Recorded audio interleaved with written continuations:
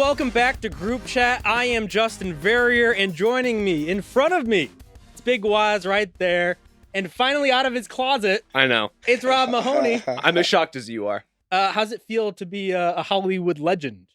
I don't know if I've reached that status yet. I'm hitting all the benchmarks, though. I was just talking about I need to get a plant. I just need to fully embrace the LA lifestyle. I'm being humbled by the traffic on a regular basis. But unlike you, Justin, I have not been sunburned yet. I'm used to these harsh environments. I'm used to the Texas heat. The sun will not get me down out here. He's built for it. I'm built for it. Have you walked him through what the do's and don'ts of being an Angelino? We actually had it. Driving, I would say avoid it unless it's between the hours of 11 a.m. and 2 p.m. Okay, seems reasonable. And then after 8 p.m., basically, you can drive. Outside of that, you should avoid it.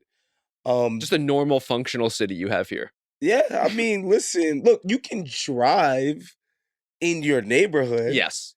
If you want to get across town, you better have some good podcasts fired up and some patience, because it's gonna take a while.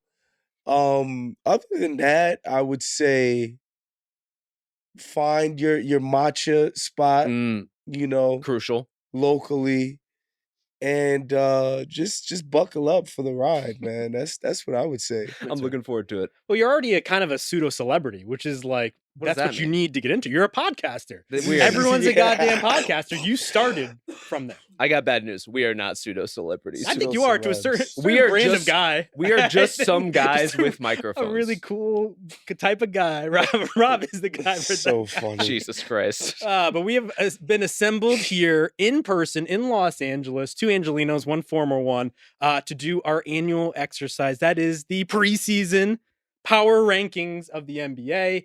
We should mention we're doing this a little bit earlier in order to do it on video so you can see our lovely faces on camera and just send a bunch of strong commentary about how we look, our mannerisms, our little quirks. Yeah. So you sound like a man who's been just like under the microscope lately. Are you feeling the scrutiny? Are you feeling observed?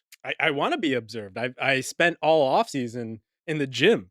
Getting fit. I know you can't tell because I have all these layers of flannel on, but you take this top coat off. Yes.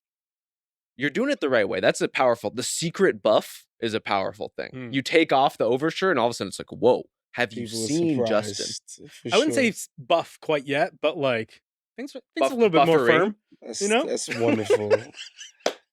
I mean, listen, you're like chopping trees in your backyard and like doing like a lot of manual labor. So it makes sense that you're becoming more firm, as you just said. Yes. I am built for the harsh environs of Portland these days. I thought you were about to say you're built for town. Not quite. No, I wouldn't go that far. I mean, if we get the appropriate sponsorship, I am definitely willing to say I that. look forward to that. There you go. But I am built for 6 separate pods, which is what we are going to do. We're going to start from the bottom up, number 30. So this is what we typically do. So if you're familiar with the show, you should be familiar with this exercise. We basically just rank every team 1 to 30. We aggregate them, or I do because I do all the work.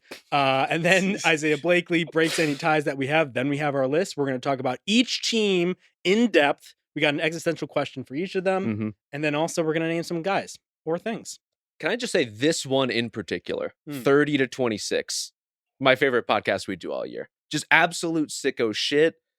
And, the fact that there is any audience whatsoever for us talking about these particular teams is just an incredible luxury and grace. And I thank both of you. I thank the NBA world. I think the fellow sickos out there. Yeah. Well, with that note, we're going to start. Number 30, we've got the Utah Jazz. Who else could it be? Well, you guys both picked the Jazz. I did not have them at 30. I actually had them at 29. I don't know if I regret that in retrospect, because now I'm looking through all the rosters. I'm like, this team doesn't have a lot of talent outside of our guy, Lauri Markkanen. It's tough. I think they had one of the more clarifying off seasons for the team, because it's felt like previous seasons since Ainge got in there, we all knew they needed to strip it down and like try to get new young talent via the draft in there. And they had a bunch of NBA rotation guys on the team. And it's like, guys, you need to get rid of them if you want to fully embrace the destiny that's so obviously in front of you.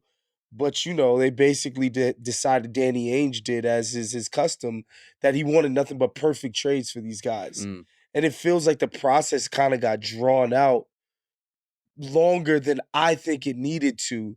But this offseason, they kind of were like, all right, we're done with this charade of like pretending to be rebuilding, but also like being competitive. Yes. And, the John Collins move for me, because it's just like, they were just like, we just don't want you on the team anymore. Just dumping players for Just nothing. dump them. Colin Sexton, Yeah. Jordan Clarkson. And so That's where it's like good news, bad news, because you're right. They have cleared the decks and some room for these younger guys to do different things.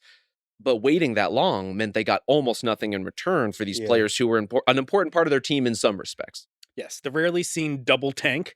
We have tanked, but not as well as we should. So we're going to ensure that we're going to tank as hard as possible this season. Well, can I just say, in light of losing the Cooper flag lottery, that wasn't untrue. I'm not saying they could have improved their odds meaningfully, but this is a team that was just, I think, devastated by where they landed in the draft order. And we'll see what happens with Ace. Maybe he turns out to be exactly the kind of like shot-creating star that they need long-term. I don't know. But this is a team that desperately needed the hope of someone like Cooper and just did not have the ping pong balls go their way. Yeah, that probably segues nicely to our existential question, which is Lauri Markkanen a keeper or just a walking bundle of future draft picks? Because he is the guy kind of caught in the middle of these two different eras, the sort of tank and then the full-on tank era. I don't know, Woz, what do you think? Do you think that like they should just get rid of him because he doesn't fit? Or would you keep him around and just see what can happen? I think the way that they've built the roster now with all of these young guys, I think it would make most sense to move on from him and just decide internally what's the basement you're willing to take for the guy and shop him. That's what I think would be the smartest thing to do. And I think the best teams in the league could all use this guy. And he is one of these guys that can scale in terms of he can bring what he's doing to any situation. He doesn't need, the pieces to be extraordinarily complimentary. He's going to complement whatever competent outfit he ends up on. And so that's what I think makes it easier and even more fun to think about, because I can't think of a team in the league who can't use what this guy brings to the table. Totally. It's the reason you give him $196 million. It's not because he's a superstar. It's because he's beneficial to any situation. He's imminently tradable. He's also their best player, like by a wide, wide margin. And so I understand the tension point. I just don't understand why, like, who does it benefit to keep him around as a member of the Utah Jazz at this point? There are all these young guys that need reps. His existence on the roster, I think, forces you into some tough lineup decisions in terms of like, if you're going to, Lowry obviously needs to start, but that means like Kyle Filipowski was one of the bright spots of last season. Are you going to bring him in off the bench? Are you going to like give short shrift? Filipowski hive over here. I did not say that. But like, if you are the Jazz, what else are you endeavoring to do? Like, you should be investing in guys like Filipowski, investing in guys like Hendricks, investing in guys like Cody Williams, and seeing like, what do we have here? And Lauri Markkanen is helping you be slightly more competent now. But by the time your team is good again, he's going to be nearing the end of his deal, entering into his early 30s. And then, like, what are you doing here? Or he's just sitting on the sidelines because he hasn't been playing much of the past two seasons. 47 games last year, 55 the year before that. He was an all-star. And I have to say, if you look at Lauri Markkanen's shot chart, especially from that all-star season in his first year in Utah, it is a Daryl Morey wet dream. And it's not just the layups and threes model, which is typically what you hear about that. It's also the dunks, the power at the rim. I was looking into this. This guy in his all-star season, 200 made threes. 100 made dunks. I couldn't find a single player who's ever had a season like that. So you have finishing and you have three-point shooting. It's really like maps on to virtually any roster at this point. And to me, when I think about Markkanen, I think about the Jimmy Butler deal in the sense that Golden State was just on a treadmill of mediocrity the entire season. They got Jimmy in there, and it took them from, all right, also ran to be like, okay, this is a team that like needs to be reckoned with now. And I think that's what Markkanen can do for a team. He can take you from, all right, you're a nice you're nibbling on the edges of the playoffs to, whoa, like you could give anybody a tough series. We're talking about the top of the league, a tough go of it. If your team is healthy enough relatively. So that's why I think I'm excited about the prospect that he would move somewhere. Because I think he can do that for a team. Take you from, that's nice, to whoa, Yes. we're working with something here. I mean, he's a big time ceiling raiser. And in particular, like if you are a team that plays a traditional sort of pick and roll style, he just like helps your spacing, he helps your movement, he does a lot of very natural, easy things that help you. But if you play in flow and you can get into what you're talking about, Justin, which is the mobility that makes him both a threat to shoot off the move and a threat to drive and finish inside with all that length, like that versatility is what can really transform you as a team. Yes, we have shooting bigs, but somehow Markkanen still manages to play big while functioning more like your typical wing shooter, which is very rare. The one difference between him and a lot of other guys that are potentially on the market, big old fat contract. Yeah. I do wonder how much, especially considering the offseason we just came off of, where a lot of teams are blanching about the money on their books. A lot of teams just kind of nipping at the edges of that second apron.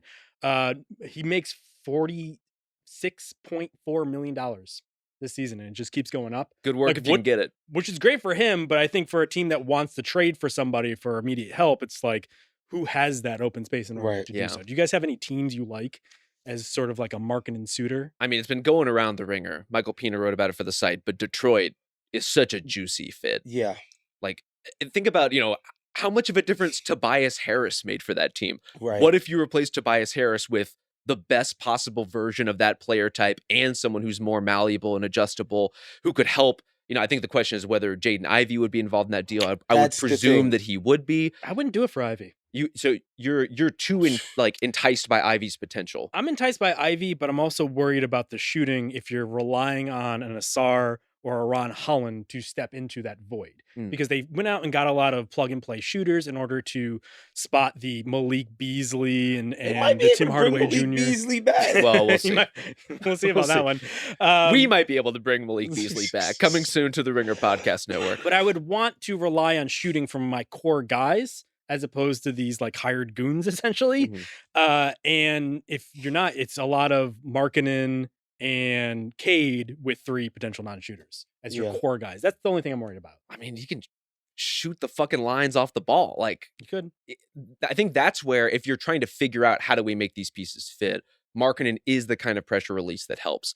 But I really like Ivey. I think the reason it could be enticing for both teams is the Jazz, from a guard perspective, incredibly bleak. And if you want a reason why Lauri Markkanen, when he did play last season, didn't feel exactly like Lauri Markkanen, I don't know. They don't have a point guard who's functional and experienced. Like, they're getting assists. They technically have point guards out there, but this is a team that could not run baseline offense. And that's a huge problem. And part of what you need is someone like Jaden Ivey.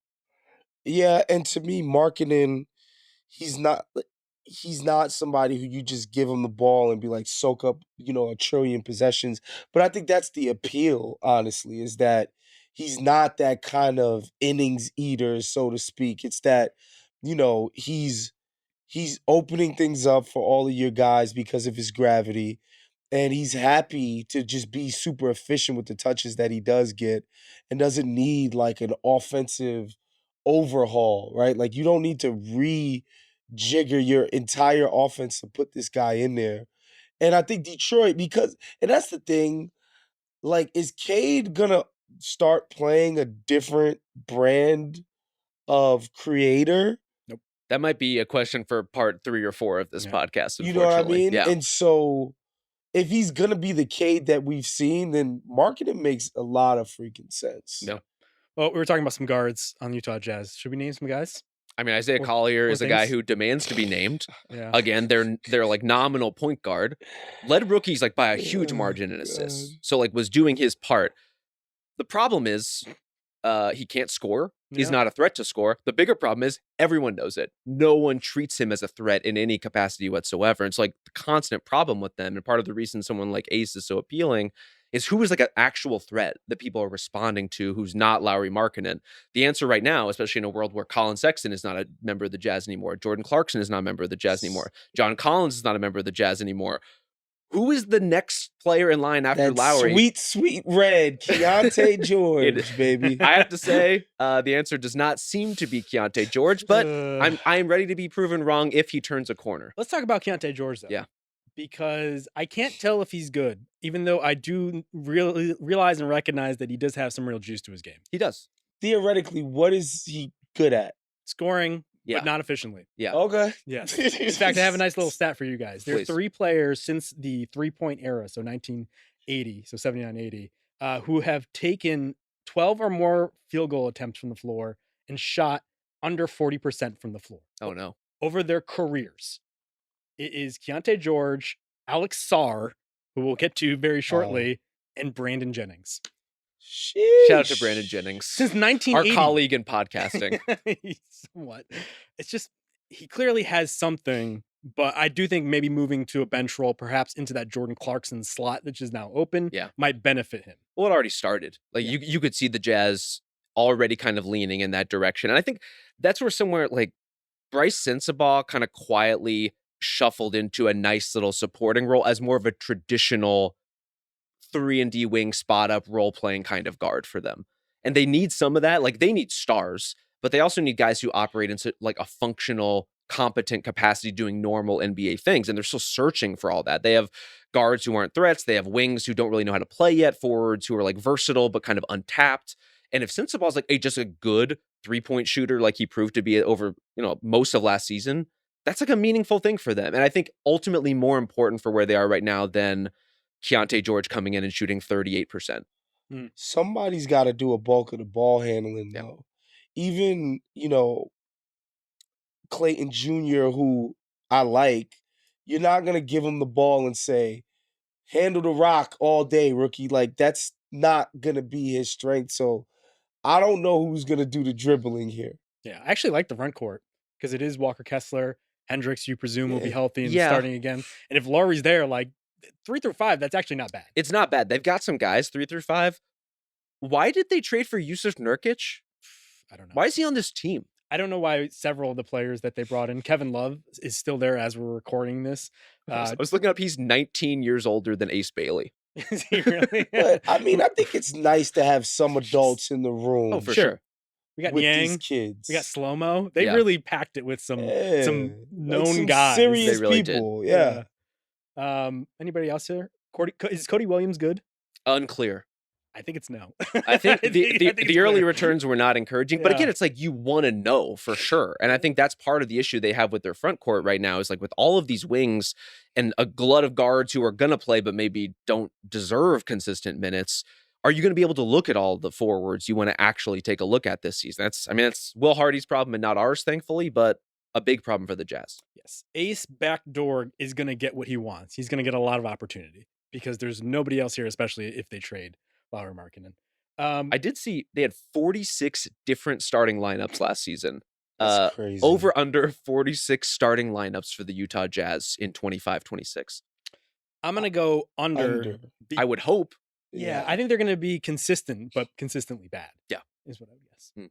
Yeah, they're going to find a lineup that leads to a lot of losses and stick to it. That's right. Got to do it. Well, another team with that same sort of blueprint, the Brooklyn Nets. So was this year number 30? Number 30. Yes. Although since we did the voting, they've just been adding good players for free, which is always nice. They had Haywood Highsmith coming in there, Kobe Buffkin. The Hawks are just giving them just like guys on their bench that they don't need anymore because they have this reservoir of cap space in order to just take all of the flotsam and everything you don't want. I have to say there's been a mild bit of like just ribbing of the Brooklyn Nets over the offseason because of what they did. And I think part of it is because they went ahead and drafted 5 players in the first round. And I have to say, deservedly so. that was a little bit weird. I didn't think they were going to do all 5. But overall, I don't see what else that they were going to do besides what they've done now, which is just rent their cap space out, get future assets, and just build toward a future because they don't have that one guy to build around. So they're still searching for that. Until they get that, this is what a team does. Yeah. Yeah, it was a tough situation for them in the draft lottery this year. Making all the picks, like, as opposed to what? Just giving them away for free? Right. or, for the promise of some future picks that are probably going to be equally as bad. Right. Just keep trading back and back and back and back like Brad Stevens did one year. All right, no, we're going to draft past 25 next year. Instead, it's like, what would have been the point of that? I actually think the problem is more that Sean Marks has been given an opportunity to right the wrongs that he made himself. And so there is a little bit of just like fan dissonance where it's like, that guy fucked up. Why is he still in charge? It's kind of crazy. Because in sports, you don't get second chances in life. Many people are asking this in many areas of life right now. Why is anyone being allowed to fix the shit that they created is a constant question. But as far as those guys go, I'm kind of two minds about it. Because one, if you are picking in the like teens into the 20s, picking two guys in the 20s who were like a little redundant is not really a problem. You are taking two separate dice rolls and hoping one of them works. Now, if they start getting in the way of each other having minutes, then it's a problem. If they start getting in the way of each other having creation, then it's a problem. I would say the bigger problem on that front is you have two players who are not stars, who believe that they are stars. And who might those two players be? Day'Ron Sharp and Noah Clowney. Like, how much oxygen are Michael Porter Jr. and Cam Thomas going to kind of suck out of the room, developmentally speaking? Both good players who I like in some capacities, not in leading a team capacities. Michael Porter Jr. had an interesting summer. He had probably the best summer in the NBA. He was on a tear. Talk about great podcasters. I mean, Porter Jr., I'm a little bit less so. Because even when he has the impulse to kind of ball hog, like, it goes bad quickly. Like, it becomes obvious that what he's doing isn't going to work, right? And but is it obvious to him? I think so. I think it will be under these circumstances because he's not going to have any oxygen on this team. Like, teams are just going to load up on him. And he's not the kind of player that is good being loaded up against because, as we know, he's got limitations as a passer. It's Cam Thomas, on the other hand, who's going to actually have the ball a lot and is on a revenge tour to prove that he got lowballed on his contract offer. That's where I'm just like, okay, this is highly combustible. And if you're going to like ding the 5 first beyond just the obvious, this is funny that they took 5 players, like they all are of a similar type, which is they are playmakers with iffy jump shots. And so those guys presumably are going to have the ball. So I think Waz is right. There's only so much damage Porter can do. And if he does damage, as long as it's not like in the public sphere, like, and he's still, who cares? He's still a floor spacer, right? Like, he still has to have an elite floor the spacer. Ultimate respect of the team. Yes. As we know, because he told us only Steph Curry's a better shooter than him in the NBA. And so you have the second best shooter in the NBA, allegedly. I mean, that's going to help your young guys. It's a real thing. Like, Michael Porter Jr. is one of the best shooters for his size that the league has ever seen. Like, at that size, at those dimensions, incredible shooter. Cam Thomas, I thought, made meaningful strides last season in terms of reading the floor, in terms of what he was doing off the dribble. Like, he's always been able to fill it up and get to his spots. I thought he took a meaningful step forward. It's just not so much of a step forward that clearly the Nets feel comfortable giving him a huge deal. It wouldn't be so much of a step forward that would make me feel comfortable like handing him the keys to our franchise. But Justin, you talked about like the way that those young guys kind of fill in around that and the skill sets of the rookies. That to me is begging for our existential question. Which is, thank you, Rob, which current players will be on the roster the next time Brooklyn is a contender? So I think there's the easy answer and there's the kind of more naughty answer. The easy answer to me is probably Drake Powell, who they just drafted, is like the safest bet as like, this guy is just going to be an NBA role player kicking around rosters for a while. Will he be a meaningful part of the future contending Nets? I don't know. The one non-playmaker type. Exactly. Yes. Just kind of like, you can slot him on the wing. You understand what he does well. He's going to hold his own defensively. Just kind of like easy to find room for in a lineup and on a roster. Yes.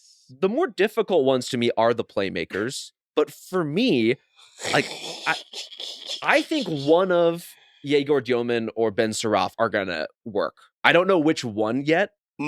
And for me personally, I like making time and space. And I think winning teams make time and space for these sorts of playmaking wings. Now, if Yegor Dioman is more of like a wannabe point guard who just like doesn't have the juice to do it, that's a problem. If he can be a facilitating 2-3, I think we're getting into an interesting conversation. Did you hear that pronunciation? Yeah, We're I don't preseason know pod where one. even He's getting already this got the shit little from. accente gut on there. Nolan Traore, no votes for him. Traore, yeah. Not yet for me. The 19-year-old. Lolo? We'll see. Traore?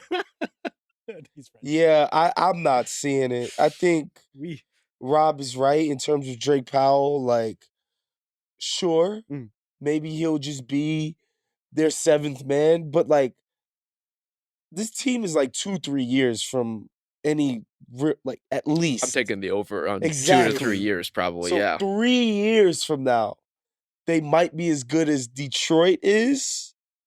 That'd be right great. now. That'd be great. Yeah. If you could feel as good as Detroit does right now in 3 years as the Brooklyn there's no Nets, way that'll be the case. I think that's a win. For the Nets. It might be. I would take the under in that, if only because of their pick obligations. They do only have really this immediate runway in order to stack young players, and then they have to figure things out. They're not like the Jazz who can keep rolling it over and over and over again. Yeah. They really do have to figure that. But I would assume their answer probably comes in free agency, and so I think you're right. I think the players that they need to develop are guys that they could fill in around them, because there was talk this offseason about like, oh, what if they got into the Giannis derby? I'm like, once they trade everything in order to get Giannis, who's he playing with? It wouldn't even have been Michael Porter. It would not. I think for that reason, I also would not be shocked if Day'Ron Sharpe is the backup center for the next good Nets team. Okay. Like it is just like, who can hang on? Who does the coaching staff or the front office like have an attachment to because they drafted them or developed them or whatever? Like, who can be a role player on that team is kind of what a lot of these guys are shooting for. And maybe a high level role player, maybe a fringe all-star someday, but those would be kind of extreme outcomes. I could also see Nick Claxton being the Miles Turner. Oh yeah. Yes. Of the next good Nets tried team. to trade him for 10 years. Yeah, but and he just ends up sticking around and being on the next good team. Yes. I think they love him as the shining example of, we took this guy from A and now he's at B and never got to D or anything else down the alphabet. But like, we love that we got him there. Do you guys like any of the free players that they basically acquired this offseason? We got Haywood Highsmith, Terrence Mann, Kobe Buffkin. Any Buffkin buffs? I've always been a Terrence Mann guy in terms of like, he plays hard. He's really versatile. On a real team, like there's always like a plug and play aspect. Like, all right, we wanted you to guard a bigger guard, or you could do a little bit of ball handling duty. You can be one of our better transition players. I always like him as a Swiss Army knife kind of guy. And also just as like a level-headed human being in the locker room, I think is a dope thing for them. But yeah, Highsmith, like, what's he gonna do for this team? I do like him. I do think also like taking on Terrence Mann's contract to get Drake Powell, basically. Like, that's good NBA business. I don't have any problem with anything that's happening there with where the Nets are. I mean, it isn't Young Hansen, but we'll take it. We're all playing at different levels in the field. Otherwise, like, I mean, I like Haywood Highsmith. Does he change anything for the Brooklyn Nets? Yeah, that's what I mean. I don't think he's like a bad player, but he is a type of player they don't have a lot of. He's expiring too, so I imagine he will be moving on elsewhere. I think he's good for that reason. I actually kind of like Kobe Buffkin. What are your hopes and dreams for Kobe Buffkin? Well, for one, I want him to play. I would like that too. He's played through 2 seasons, 27 games. So do we even know who he's 20? He just turned 22 years old. Yeah. He's back with Juwan Howard, his former coach from Michigan. There you go. I just think he's a free recent lottery pick or right below that. Just let him play through his mistakes. This is where I get a little nervous sometimes because it's like, I want the young guys to get their chances. And sometimes it's just like the wrong place, the wrong rotation, whatever. I also do kind of trust Quinn Snyder's basketball sensibilities, at least in terms of who should be playing. Mm-hmm. And if he's not good enough for a Hawks team that could have used the stuff that he does theoretically well, what does that say about Kobe Buffkin? I honestly don't know. No. Any other guys or things? What else we got with the Brooklyn Nets? I mean, they turned over basically their entire guard rotation, especially if you want to tilt it back a little bit, like really giving up all of that responsibility, all of that playmaking to what's going to be a bunch of very young, very inexperienced players for a team that already like worked so hard to play over its head and win 26 games. It's going to be bad. This is going to be a very bad team. They're going to stink. The only a caveat, I guess, to that would just be that they managed to do well at the start of last season, so much so that they really had to jettison players because Jordi Fernandez was just very good. Jordi's a good coach. He's a good ass coach. Making chicken salad. And I have no idea if it's going to work in the NBA, but I am eager to see the Danny Wolf era of Brooklyn Nets basketball.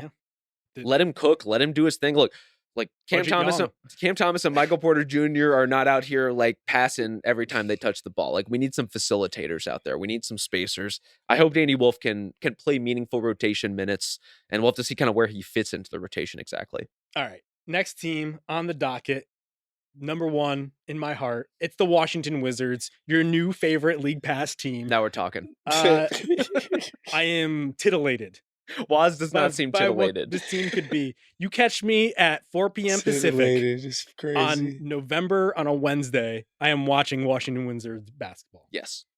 And what are you watching for exactly? Seeing some young guys do some dumbass shit. Oh, okay. Got you. Sometimes that's what life is all about. Yeah. Yeah, I mean, look, I think Sarr showed some signs last year, like that he could make his athleticism work for him at the position. That would be like what his, sort of special gift is. That damn game I was in Denver, he looked phenomenal against the Nuggets that one night where he's flashing everything. Excuse me. Maybe the jumper will come together. I think that's going to be kind of the deciding factor. If this guy's making corner threes at a normal, respectable clip, and he's bringing what he brings defensively in terms of athleticism and paint protection and switchability, then he's a guy. Yeah. But we're a long way from kickouts to that guy at 3 being something you want to see as a fan or a coach. Completely. But in the meantime, they're going to play fast. He's going to let him fly. They're going to play fast as hell. He's going to let him fly. All of these guards and wings are going to be able to make decisions and make mistakes. They got rid of, I think, crucially, the 2 guys on the roster who are kind of like sticks in the mud as far as the overall operation. And so I'm kind of with you, Justin. I would watch 82 Wizards games. I would just dial it up. 82 Wizards games? In the same way that you watch Blue Bloods. Got you. Some of us just need a comfort watch. Got you. In the background. Yeah. 82 Wizards games. I would watch 82 Wizards games. So here's the selling point for the Washington Wizards. Yeah. If you're a doubter, like perhaps Waz is, and this brings us to our existential question, are the Wizards the best rebuilding team to be a fan of? There are 10 first-round players on this team still on their rookie contracts. Let's go. That is unbelievable. If you're someone who just wants to explore the space of young talent, this is the team for you. Yeah, I mean, that young talent is Bub Carrington, though. I like Bub Carrington. I'm not saying he's a bad player, but you really get up out of bed in the morning because you get to watch Bub Carrington hoop? It's not about Bub Carrington specifically. It's there's Bub and there's AJ Johnson, who looked better for the Wizards than he ever had a chance to with the Bucks. It's, Trey Johnson, who we'll see kind of how he fits into all this, where he plays, how much, but very interesting young shooter and player. I'm still a Keyshawn George guy. I have no idea what to expect from Will Riley. Bilal Coulibaly, Cam Whitmore. There are so many young guys to the point that I'm excited for Cam Whitmore to play, but also how much is he going to play? I don't know. Probably not.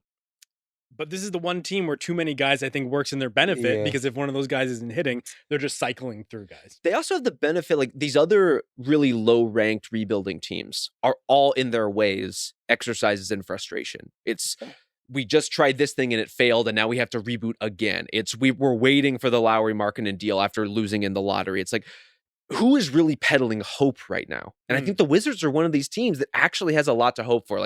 They're going to have their own pick because of its protections. They're going to be relying on a lot of young players. They're going to play this really energizing style.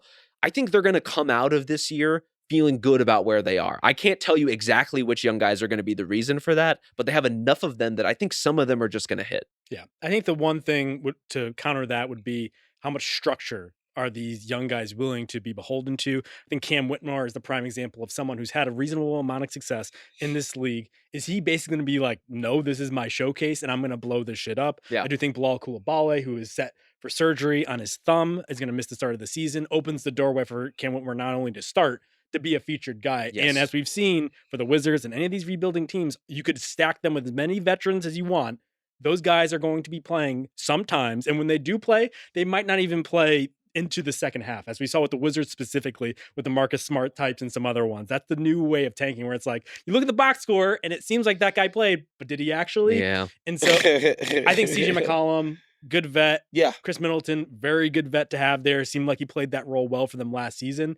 How long are they going to be around, and what happens after that? Yeah, and I think the only thing about the Wizards, I don't want to say they're cautionary, but it's like, to me, they're the best example of why to me, it feels like foolhardy for people to get overly excited about the picks. Sure. Right? Because they do have a bunch of young guys on their team, but nobody thinks they've identified a franchise cornerstone as of yet. And they've picked high in the draft. And I get it. Like, they finally moved away from the old, Ernie Grunfeld model of perpetual mediocrity. But even when you do that, you still have to have some patience, because I don't know that they've identified yet. They might still be moving in the direction of trying to get that guy Completely. still via the draft. I don't think we have any reason to think that the guy is necessarily here yet, unless Trey is that guy. Like, he's maybe a potential like eye-popping scorer that they've been missing. Like, Bub can fill it up. He certainly has his strengths as a creator in that way, but I don't think he's quite at that level. Maybe Trey will be, maybe he won't. But I think the combination of having a lot of guys who could be interesting in something, plus those two veterans you talked about, JV, who I think are just going to be in trade discussions all year in addition to everything else. Part of the reason this is exciting is because of all those young guys and the future pick, and also the fact that they're positioned to basically turn over every expensive piece of their roster next year. This is a team that's positioned to have like $100 million in cap space. So there's a lot to work with here and a lot to be excited about, and a lot of conversations for guys like us to have about who's going to trade for Chris Middleton, who's going to trade for CJ McCollum. Yeah, they're another team like the Jazz who's waiting for a star in order to build things around. But I do like some of the pieces they've assembled, perhaps to support that player when he gets there. I think Sarr is a prime example of that. Not quite of a star or a star, but it seems like a high level role player type who will fit around virtually everything. I think Trey's another one of those guys. I'm curious, is he going to be Ray Allen at the end of his career or Ray Allen at the beginning of his career? Like, how much actual dribble juice does he have in order to score for himself, or is he going to be the type of guy you want running off of screens, more catch and shoot sort of player? But he's got talent there. Scouts seem to heavily disagree on that. Yes. I think that is the central dividing point with him among the people who love Trey and the people who are a little skeptical, is like, how much of an off the dribble player is he actually going to be? Yes. He didn't seem to love being off the ball in college at several points at Texas. Hook him though. Absolutely. Who do you think starts for this team? You know what? I don't know. Really? I think it's actually pretty set. Really? I think it's CJ McCollum, okay, Chris Middleton, Sarr, and I assume Whitmore will start as a nominal 4 with Bilal out. But what about when Bilal's back? Probably Bilal, unless Whitmore just goes gangbusters. I think actually the debate is at the 2. You're going to start Chris Middleton and CJ McCollum? I think they will start. Jesus. But will they finish? I think it's going to be. And with Chris, the question is always like, when is he healthy? Will he even play? Will he play? Yeah. Will he be on a load management plan? Defensively, that's ugly. I mean, they're not going to be good on defense. Yeah. But like, don't you want to try to be good at defense? Well, but sometimes, honestly, a CJ McCollum veteran defender, while not good and flawed, is still sometimes a little bit more than a young guy. Better than a young guy. In a like, you were in the right place, and you can show these other guys how to be in the right place kind of way. Huge target. He is a big target. He was a target at 23. You know what? Maybe that'll save the younger defenders. 26, he was a target. Bub 34? Carrington isn't getting targeted if CJ McCollum's getting targeted. Fair. You know what I'm saying? I think the question is, do you start Bub or Trey next to CJ? That's a tough call. Yeah. Any inklings? I would think Trey would start just based off the investment. Right.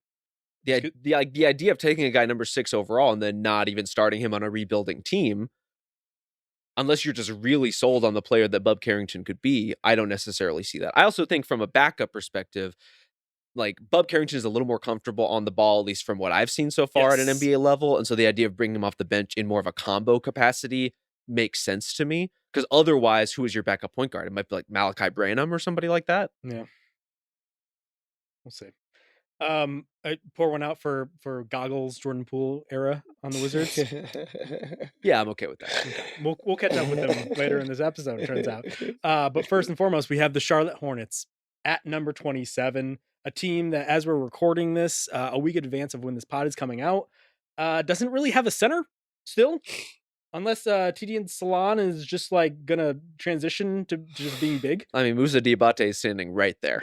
He's right there. He definitely plays hard. He does. I'll say that. My main concern with this is I just feel it in my bones that Mason Plumlee is going to be the day one starter, and I already hate it. I hope that's wrong. I hope he's just there for veteran influence, because that is so dark. I think we have a lot of empirical proof that Mason Plumlee is not an NBA player anymore, and no, he's not. He is going to at least play. You could always go home, you know? Maybe it will unearth the dog in him. But they do have a ton of guards after this offseason, bringing in Colin Sexton for virtually nothing. They got Pat Connaughton on this roster via a dump for a guy, Vasily Micic. We miss you, my brother. But they also still have LaMelo Ball on this team, despite the fact that he has been in trade rumors relentlessly for 2-3 years at this point. And so I think we should start with the existential question, is whether or not these yokel can finally make a decision with LaMelo Ball, because I have to say I'm getting a little tired, because this guy, yes, he hasn't played recently, and yes, he is a bit of a goofball, but he did make an all-star team, and he was rookie of the year. Like, at a certain point, you can't just keep turning over teams when you already have it. Like, the Jazz are turning over a team that didn't have much of anything, right? Sure. Whereas this team has LaMelo Ball and Brandon Miller, who can make an all-star team this year, by the way. And now they're talking about, we just need more talent here. We just can't deal with these guys. We need to get this guy out of here. Just like, make it work. Well, who was it that they let go or traded away that you were like, man, the Hornets really blew it with Mark Williams, letting that guy out the door? It's not so much that. It would be trying to trade LaMelo at this point, as opposed to putting your foot in the ground and being like, let's just like see what we have here. Yes. So I hear you, but I think the Luka Doncic trade and his subsequent offseason is very instructive in terms of, I don't think LaMelo Ball can become a serious professional in Charlotte. It would have to be somewhere else where he's been less exalted and just been treated like the prince that was promised since the day he walked in the door. I just don't think it's going to happen in Charlotte. Just like, Luka ain't turning skinny this offseason if he's still in Dallas. Because the Tex-Mex or what? That and a variety of other things. But, like, I just don't think that's going to happen. Like, anybody who's been around Luka knows, like, sort of what his offseason regimen has been. His whole thing has just been like, look, I show up and put up all NBA first team type of numbers. Don't talk to me about what I could be doing better. Would have never happened in Dallas. And this is a team that was like getting close to like greatness. They were going to NBA finals and conference championships, and he wouldn't have got it in his head that like he needed to take it more serious to get over the hump. Right. What's a guy who's done know nothing but perpetual losing and been rewarded for it at every single turn? Why is he gonna do this in Charlotte? Can we get LaMelo on the cover of Men's Health in Charlotte, you think? Yeah. On what grounds? Just gets swole. I'll take him to the gym. Okay. We'll do a couple supersets. That sounds. Look, I'm here for it. I'm here for anything that can professionalize the LaMelo Ball experience, because Lord knows and Pod knows, one of my red flags, I am a LaMelo Ball believer. Like, I see the vision. I believe in him as a player. I don't believe in the work habits. I don't believe in who he is as a professional. Absolutely. I think the reality check is one, the losing you described, like consistently losing, trying to do it your way. Yeah, there are some guys who need a change of scenery. Some guys take a look at the win totals and are just like, I can't do that again. Something needs to change, and maybe it's the talent, but maybe it's also me. And I think with him specifically, we're now running on like 3 straight years of LaMelo Ball only played X number of games. So there's clearly like a health component that is not just bad luck. There is a like ankle stability. Like, you need to take the physical part of your job and stability and weight training and muscle building a little more seriously, among other things. I'm here, man. Let's get those Steph Curry trap bar deadlifts going. So this is the year. I didn't say that. LaMelo Ball is going to look around and be like, wait a second, Colin Sexton's here. I got to clean up my shot selection. I think that is the question. You just got Con Knipple. I gotta be better with the crazy passes I'm trying. Get my shit together. Con's going to be on me today.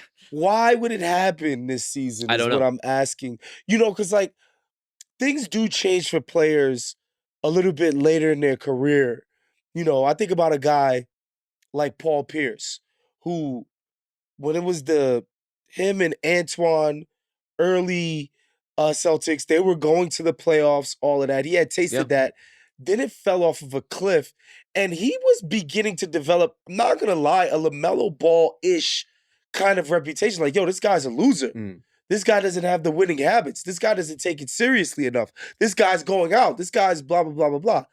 Then KG gets in there, and it's like, yo, like, I can be way more serious. He also got stabbed. Well, that's what I'm saying. You know what I mean? Like, these clarifying incidents happen. You know, but he's not in year 5 of his career when it happens. He's way older when it happens. And like, these are crazy interventions, KG and Ray Allen, and totally. All of a sudden you're just like part of a brand new kind of team. Like, this is not a brand new time. Brand new kind of team yet. This is more just getting paid ungodly sums of money to do clown stuff. Yeah. That's what we say about Rob because I think we got to watch out for him when he's going out into the club. It's true. In Los Angeles. But I think if you were to be stabbed, you would turn things around for the I would change a lot if I got stabbed. Yeah, I think so. You threw out the Colin Sexton thing as like kind of a dig. It's not a dig at Colin Sexton. I love Colin Sexton. But the circumstance that he's not resolving everything that ails them. I will say this. Colin Sexton plays hard as hell all the time. He does. LaMelo Ball does not. And I think there is a quality like that with guys like that who are brought in who can help. But overall, Justin, I think the question of like, when do we trade LaMelo? Do we trade LaMelo? How do we feel about him? Is as much of a LaMelo question as it is a Brandon Miller question. Like, those two guys have just not had an opportunity to play together all that much. And so it's hard for you to evaluate like what they have when over 2 years, they played 828 minutes together. For contrast, Justin's Bulls, Josh Giddey and Kobe White played 1,300 minutes together last season. How'd those go? Not well. I mean, they were fine. I would not say fun. so. Kind of fun. Yeah, sure. kind of fun. Kind of fun. And I'm ready for the Hornets to be kind of fun again. Yeah. And I think LaMelo, look, he does things that no one else can do, that no one else will try. He will make plays late in some, like, if the Hornets can make it to crunch time, will make plays in pressure situations that are incredible. Is he ever going to be the half-court playmaker they need him to be and creator? I don't know consistently enough. Like, he's still trying to prove that. Can they be healthy enough? Can they be talented enough? What does this roster look like when it's actually competing for something? It feels like they still have a long way to go. Yeah, and that's kind of what I'm saying here is that when you have someone like Brandon Miller as a potential cornerstone, a guy who would have won Rookie of the Year in any non-Wemby year, practically, shot out of a cannon, obviously needs to add strength. The wrist surgery is a concern going into this season, but if he is fully healthy, like, that's a guy. And at the very least, like, you pair those two guys together, there's enough talent on the wings with Knipple and Bridges, whatever you get from him. Like, there's a fun team to build off of as opposed to just like trading LaMelo and just starting from scratch. I just don't have much time for a team with actual all-star level talent being like, well, we gotta turn over the page. I mean, and I think that, honestly, the argument against is like, who are you trading this guy to? And for what? Like, what would be the point of just dumping him? Because we know, like, in terms of value, it's pretty low right now. It's low right now. So what would be the point of just being like, we're dumping this guy? Like, you would have to think that he's just like this huge cancer to the team, which I don't think anybody is saying. I think people just don't think he's been leader guy. He's aloof. He's a goofball. He is a goofball. He is kind of like off on his own planet. Yes. And he's wearing the AirPods while he's playing. I mean, he is exactly that guy. There's no question about it. Yeah. Oh. And like, look, this kind of experiment with the new roster where they have brought in all of these smaller guards for reasons that are not, I admit, immediately clear to me. There's just like a lot of bucket getting small guards who I assume they are targeting specifically. Like, there's enough of a trend here with Colin Sexton, with bring back Trey Mann, with even drafting Sion James, with Nick Smith Jr. still on the roster. It's like LaMelo is such a playmaker first. Have they decided we need someone who will hunt a shot next to him on more or less a full-time basis? And if that's a direction they're leaning into, There's defensive trade-offs for that. There's like flow trade-offs to that. I don't know what to make of it yet, but it does seem like that's the way they're leaning. I do think drafting Khan perhaps signaled that they were looking for something a little bit more stable and to use him in a variety of ways for exactly what you're mentioning, because he is someone with some actual on-ball juice who could do a little bit of that, but he doesn't need to. He to me was a stabilizing pick as opposed to some of the high upside picks. Like you don't go for an Ace Bailey, you go for someone who who he's going to be as a supplemental player next to these guys. They've already done Tejan Salon. Like they've already kind of tried that, and we'll see. I watched him in Summer League for whatever reason. Yeah. They did play a lot of Summer League games. So was that. He looks like a guy who was in football linebacker drills and just got lost one day, ended up on a basketball court, and no one said anything. He has no idea what he's doing. Doesn't know like he's trying to cut off the ball. It looks like he's just like wandered off into the tunnel and just doesn't know where he is. They have a lot of those guys, and I will say, I don't think Pat Connaughton is like a meaningful part of this team. He hasn't been a meaningful part of the Bucks for a minute, but he was that guy one time. He's a grinder. Okay, this is what I have written down. True or false? Pat Connaughton is the Bruce Brown of Josh Green's. Does that make any sense to you at all? By that I mean, Bruce Brown is a guy who was like, oh, this is a very interesting in theory player, and he hit the right situation, and it worked. It just like immediately worked in Denver. It really clicked for him. Pat Connaughton had his moment in Milwaukee during the championship run where it's like, this guy's athleticism is exactly what this team needs right now, and he's hitting just enough of his threes, and Lord knows Josh Green is not doing all that stuff. But somehow Connaughton is the Bruce Brown as opposed to the other way around. Because he did it. He made it work the one time and won a title. Playing exactly that sort of like high variability athletic style. Josh Green is he's the Pat Connaughton. He wishes he was championship run Pat Connaughton. That's what I'm saying. But he's like, I'm trying to think. I don't want to be disrespectful, but like math going on here. I don't know. I got to come back to okay. Well, you're right. There are a lot of guards here. I have to assume part of it is because they want to push campaign. Pat Connaughton. Wait, Josh Green is the campaign. Yes, that is true. Pat Connaughton. See, we've just flipped the script, but we're talking about the same thing. There you go. I'm so far down the rabbit hole. I don't even know who's who. Am I Justin? Are you Woz? Who's to say? I worry at times if some of the goofiness has only been leaned into more by the style of play they adopted under Charles Lee by Jack in the 3-point math. I'm starting to wonder whether or not that sort of style where we're really going to let it fly is best suited for an established group of veterans who know how to use the power of it, but not overindulge in it. Whereas the Hornets did it last year and it felt like a little bit too silly. Like Brandon Miller took 11 threes a game last year. Yeah. Melo Ball also jacking it up. That's like, it feels a little bit too much too soon. Yeah, I think ideally you would be running that system with a bunch of guys who know what a good shot is. And that just didn't seem like that was the case for Charlotte last year. Yep. I mean, the counterpoint to that would be if you have a dramatically different idea of what makes a good shot, then maybe it's best to get guys early in their careers before they have all that muscle memory, before they have that voice in the back of their head that's saying, this pull-up three in transition is not the shot I should be taking. Like, I can understand the logic of wanting to take Brandon Miller and get him used to taking a ton of threes. Right. I'm not 100% sure he's that kind of shooter. No. And we're kind of waiting to see if the jumper really falls into place that way. And I say that as someone who, like, I think Brandon Miller is an incredible prospect. Mm-hmm. Yeah. I think he could be a really high-level player. I think he could be a multi-time all-star. Very excited about where his career goes. But I do want to see a little more than just that part of his game. And I think part of the risk you run with his offense is streamlining him a little too much in that way. Right. The 2 draft picks, for at least the first rounders they got in, presumably brought in order to further that. Knippel, a shooter. Liam McNeely, late of UConn, a shooter, although hasn't shot it well either at UConn or in pre-draft workouts, allegedly, reportedly. Bagging on a UConn alum. That's how you know it's bad. I mean, I like him. I just wish him more success than he's had this far. I would also just like to say on the, just in case you don't think it can get any worse, watch for the Charlotte Hornets. I think this team is going to get fucking annihilated on the defensive glass. They have no one who can rebound. Like, I do like Moussa Diabate. He's all over the place. He's a really good offensive rebounder, but the chain reaction of losing Nick Richards, Mark Williams, even Yusuf Nurkic, who came in and rebounded for them. Like, they just have nobody who's going to rebound at all. And they are so weird and wingy and athletic, but with guys who don't actually hit the glass that hard. I think their defense is going to be bad. Has no faith in Cockburner. Honestly, I think he's pretty good. Cockbrenner, excuse me. Looks good in Summer League. Cockburner is among their most appealing options. But he's lean and a shooter. He is. So who will rebound? You? I have as good a shot as anyone on this team. Are you a good rebounder? Yeah. Yeah? What's your style? I'm posting. I'm power posting down there. You know, back to the basket. Hitting some fadeaways, you know?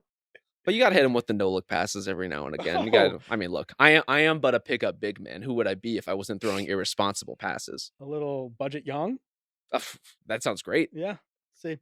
All right, last team on the list for this episode, number 26, the New Orleans Pelicans, who are an absolute catastrophe of an organization.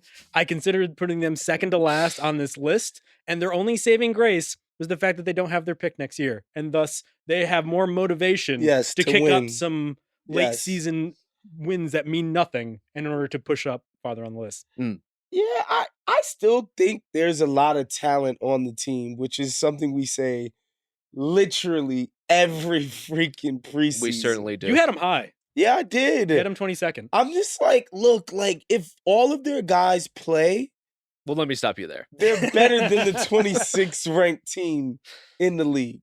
Yep.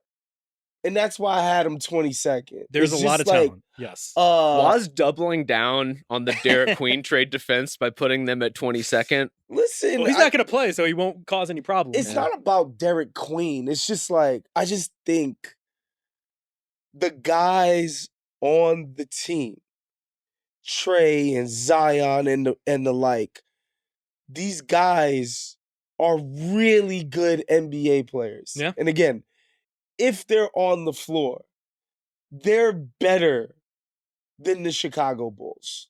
You know what I mean? How are you going to take that, Justin? Are they way better? Probably not. But I think they're better than a lot of the teams that we ranked ahead of them. It's just New Orleans, like, yes, the injury history. Listen, the foundation of the team, as you're mentioning, is pretty solid with Zion if he plays, Trey Murphy, who also was injured often, and Herb Jones, who basically didn't play last year. Also injured a lot as well. Yeah. But that three as a core, I think a lot of teams would love like to start that. with. Problem is they have taken what was there and mapped on a completely different timeline. Yes. And also some veterans who I don't particularly love. So you have the former team with those three guys. You have the new draft picks in Fears and Queen. And then you have like some old guys, honestly, a lot of former Warriors and Kevon Looney and Jordan Poole. It all doesn't make sense to me, on top of the fact that this organization is regularly cursed and nobody actually plays. And so all those things combined, this is a fucking train wreck. Sounds great to me. Sounds like everything's going according to plan. I don't know what the plan is, but it must be clicking. They're already talking in the media day lead ups like, oh, Zion has to be a leader and all this other stuff. And like, we're counting on him to do X, Y, and Z. It's just like, I've heard this before. And so I've gotten to the point, if we want to get to our existential question. Yeah.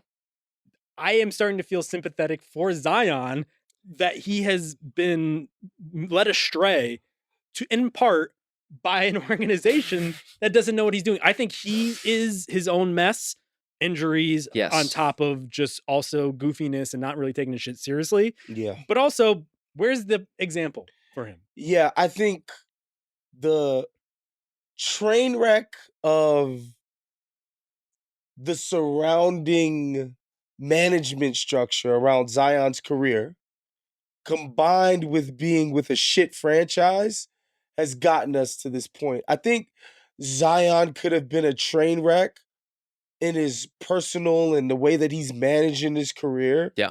But, you know, if he somehow ends up in Miami, I think it's a different story. Totally. An outcome for his career. But you combine just organizational turmoil and just ranking competence with what he had going on personally, it's tough. Perfect storm. Yeah. He has mismanaged his career. Yes. They have mismanaged his career. Yes. There's no coming out of that looking clean and everything clicking in place. Like, it just hasn't worked. It hasn't worked in any respect to this point. How that changes, I don't know. Like, I don't, again, we're talking about with LaMelo, like, what is the come to Jesus moment that's going to change something here. Put the beignets down. I don't know what it is. And here's the thing, even if he was the best version of himself, I'm not entirely sure how far that gets the Pelicans in a loaded Western Conference. Like maybe it gets them into the Memphis, Dallas, like fighting for the play-in kind of group, the best case version of the Pelicans.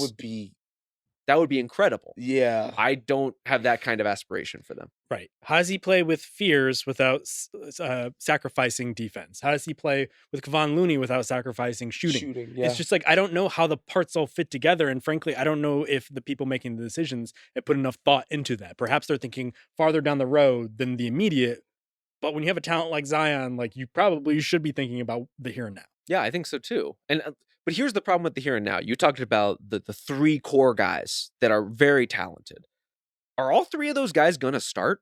Like, are Herb Jones and Trey Murphy's locked in? Trey Murphy's too good, too unimpeachable, too useful to bring off the bench. Mm-hmm. Are we positive Herb Jones is going to start? And I think he should, but you just traded for Jordan Poole and you just drafted Jeremiah Fierce.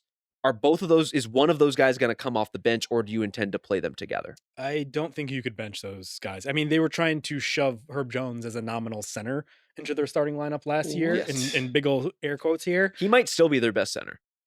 He could be. So I think the question is, do you start Zion at center, make some room for more of the guards and wings? No, that's you just drafted Derek Queen, who I assume will play some five. Well, he's hurt to start the season. So he's going to come in a little later. Season in the trash if you're starting Zion at center. That's the other thing. I don't think Queen and Zion can play together. Both big creators who can't really shoot well. Yeah, I think they're going to. It'll be a little bit more of like Derek Queen playing the 5 with Trey Murphy at the 4. That kind of thing could potentially work. Yves Missi is still in the mix here, and I think worthy of rotation and like an investment. Like should probably start the season. I would think. I just don't know how these guys like actually make each other better, how their skill sets complement each other. Why would you introduce Jordan Poole to what was already like a fundamentally broken mix? And we haven't even talked about DeJounte Murray, who's just going to be out for the foreseeable future, may or may not play next season. I have no idea. Yeah. Just there's so much that feels like a headache with this team. To your question, though, I always lean veterans over everything. Anything that makes sense, whatever's the best actual lineup. Yeah. So I wouldn't be surprised if Kevon Looney and Jordan Poole start. Wow. Yeah. Next to those three guys. Yeah. I love Looney, but no. That should not. Disagree. I'm not saying it won't, but I'm saying it should not happen. Yeah. Jordan Poole running the point. Zion is going to handle the ball a lot as long as they're leaning into point Zion again, which they change their minds about every year. 1 minute he's a center, 1 minute he's a point guard, and he's coming off the ball. It's just like it's all over the place. But I have to assume it would be Zion running the show and having shooting around him. We should also say, like, one of the things that is preventing them from going counter to your veteran model that you're talking about is they do not have control of their own pick next year. Sure so they do not even have. Why is that? Well, I don't even think we need to say it at this point. Yeah. But they made all this noise to get Derek Queen.